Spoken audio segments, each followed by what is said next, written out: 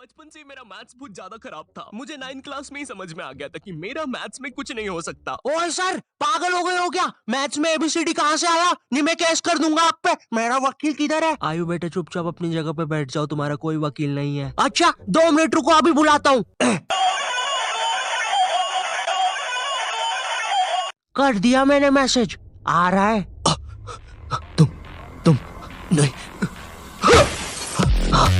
तुम मुझे कभी नहीं पकड़ सकते।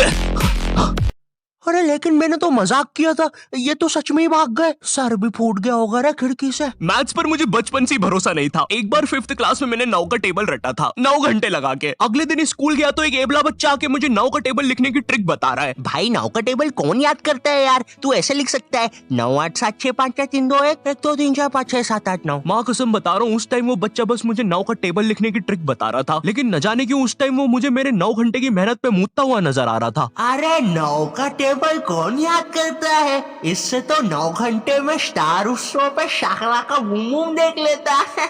मैंने मैथ्स अकेले पढ़ना ही छोड़ दिया, ग्रुप स्टडीज ही करता था फिर मैं। और ग्रुप स्टडीज ना उन बच्चों के लिए होती है जिन्हें पता होता है कि कौन सा चैप्टर कैसे करना है। ये बच्चे ना अलग ही होते हैं। इनकी कॉपी में मोर का पंख होता है, मोर की कॉपी में इनका पंख होता है। इन्हें पता है कि इन चीजों का हमारे जीवन में क्या उपयोग है। ये लोग अपने सबसे क्लोज दोस्त को भी पूरा नाम लेके बुलाते हैं। युवराज राजेश पाटीदार, इधर आओ।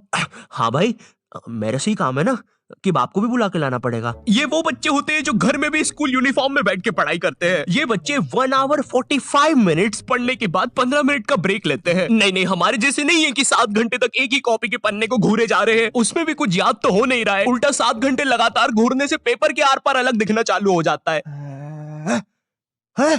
आर पार दिख रहा है। Super powers. ए अंधे, पढ़ ले चुपचाप।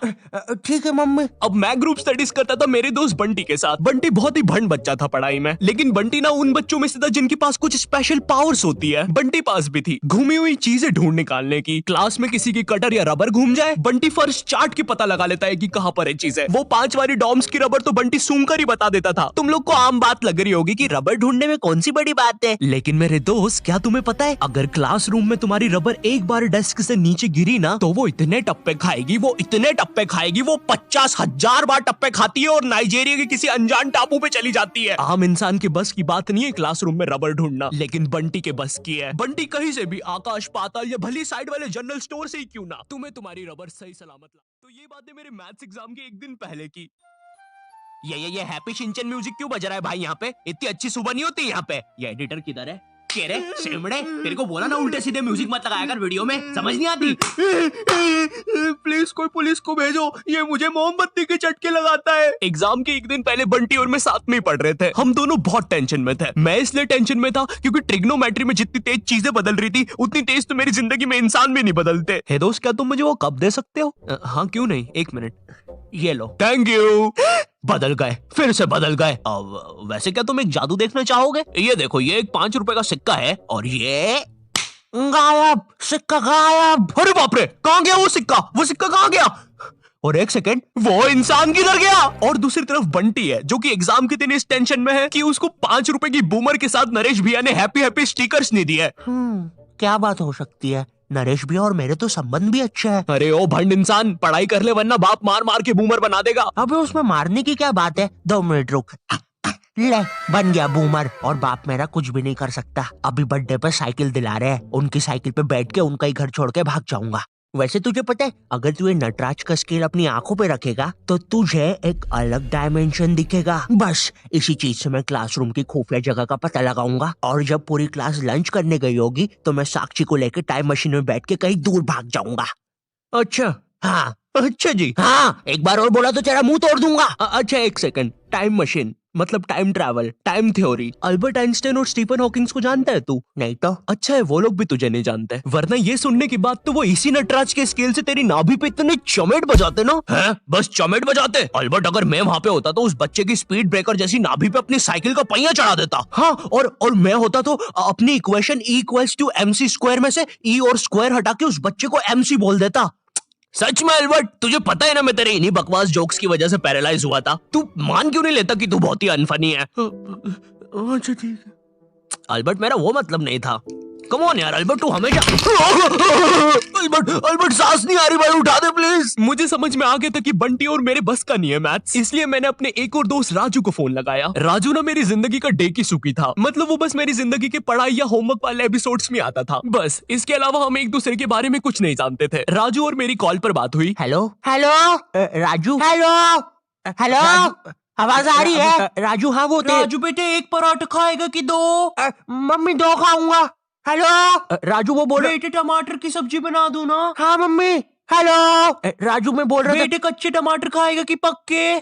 कच्चे मम्मी। राजू बेटे लेकिन पक्के भी तो खाने चाहिए। फिर पक्के बना दो। दो सब्जी मैं नहीं बनाऊंगी। राजू ने मुझे कॉल पर बताया कि उसके मम्मी पापा रात में किसी काम से बाहर जा रहे हैं, तो हम रात में उसके घर पढ़ने आ सकते हैं। अब देखो, मैंने और बंटी ने आज तक किसी दूसरे के घर या खुद के घर पर भी रात में कभी पढ़ाई नहीं की थी। भाई हमको पता ही नहीं था कि ऐसा भी कर सकते हैं, हम उतने विकसित ही नहीं थे तब। बंदर के जाने अदरक का स्वाद वाली कहावत हो रही थी हमारे साथ।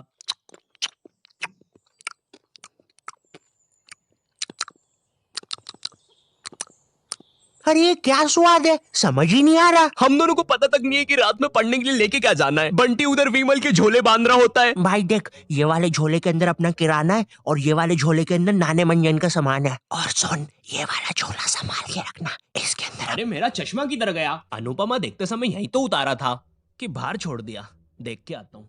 देख, इस बैग के अंदर। लेकिन बाहर मेरा चश्मा नहीं है यार। अनुपमा इतना बेकार शो भी नहीं हो सकता कि वो मेरी याददाश्त ही मिटा दे। एक बार और देख के आता हूँ, एक बार और। मैं पहली बार कब गया, देख के आता हूँ। देख, इस बैग के अंदर अपने पैसे हैं। और तूने मच्छर अगरबत्ती और भाले बंदूक रख ली है ना? भाले बंदूक क्यों बे? अरे पागल, उधर शिकारी या भालुओं ने हमला किया तो। अरे ओ बंटी पगलेट, ग्रुप स्टडीज करने जा रहे हैं अमेज़न के जंगलों में नहीं। और बस कर, मेरे बाप कितना सामान पैक करेगा? एक रात के लिए जा रहे हैं? हम लोग रात में राजू के घर पहुंचते हैं, ऑफ कोर्स पढ़ाई का सामान लेके, और एक बड़ी सी 5 लीटर की थम्स अप की बोतल भी लेके, जिसके अंदर थम्स अप भी नहीं है, पानी भरा हुआ है। क्यों? किसी को नहीं पता, बंटी लेके आया था। और इस भंड मनुष्य से पूछ रहे तो बता भी नहीं रहा। बाद में राजू ने थोड़ा फोर्स किया तो पता है ये भाग के बाहर गया और बोतल के पानी से एक बकरे को भिगा के आ गया, वो भी ठंड में। और ऐसा भी नहीं कि थोड़ा सा भिगा के आया हो, पूरा 5 लीटर भिगा के आया था। भाई वो थम्स अप की बोतल में पता है कितना पानी आता है? वो घर में गिर जाए तो सुनामी आ जाती है, घर भेजाते हैं भाई लोगों के। मैंने कहा भाड़ में गया यार मैथ्स, मुझे पहले बंटी के बारे में जानना है। खैर उस रात राजू के घर जो भी चीजें हुई, उस मैथ्स एग्जाम के एक रात पहले जो चीजें हुई, वो अगर मैं तुम्हें इसी वीडियो में बताऊंगा तो ये वीडियो 20 मिनट की हो जाएगी। और 20 मिनट एनिमेशन बनाने के लिए ना ही मेरे पास पैसे है और ना ही तुम्हारे पास